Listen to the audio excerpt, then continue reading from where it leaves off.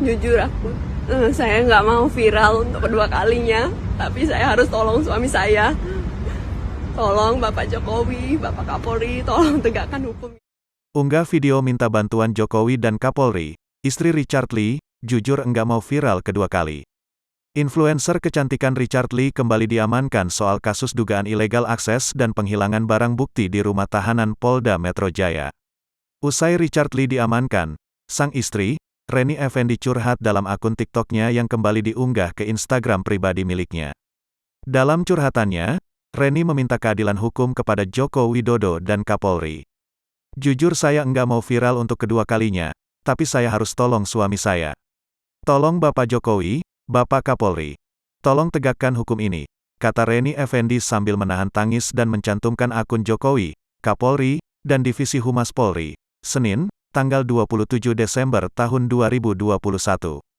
Dia mengklaim jika suaminya tidak sama sekali melakukan tindakan pidana yang merugikan banyak orang. Suami saya tidak bersalah.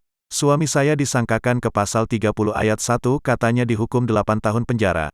Lanjutnya dalam unggahan video story di akun Instagramnya. Kendati demikian, Reni mengungkapkan alasan dirinya mengunggah video tersebut ke media sosial karena ingin mengungkapkan perasaannya yang hancur saat sang suami kembali diamankan di Treskrimsus Polda Metro Jaya. Terlebih Reni Effendi merasa Dr. Richard Lee tidak bersalah. Tapi mengapa laki-laki yang tinggal di Palembang itu sampai terancam 8 tahun pidana? Untuk ungkapin perasaan saya saja, ucap singkat Reni saat ditemui di Polda Metro Jaya. Sebelumnya, Reni Effendi sempat membuat video dan diunggah di media sosial, setelah sang suami, Dr. Richard Lee ditahan. Adapun video tersebut berisi jika Dr. Reni merasa penyidik tidak punya cukup bukti untuk menahan suaminya dan ingin meminta keadilan hukum kepada Presiden Indonesia, Joko Widodo.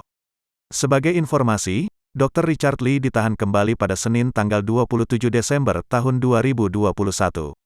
Penahanan dilakukan setelah penyidik melengkapi berkas perkara ilegal akses dan penghilangan barang bukti yang menjerat Dr. Richard pada tanggal 11 Agustus tahun 2021.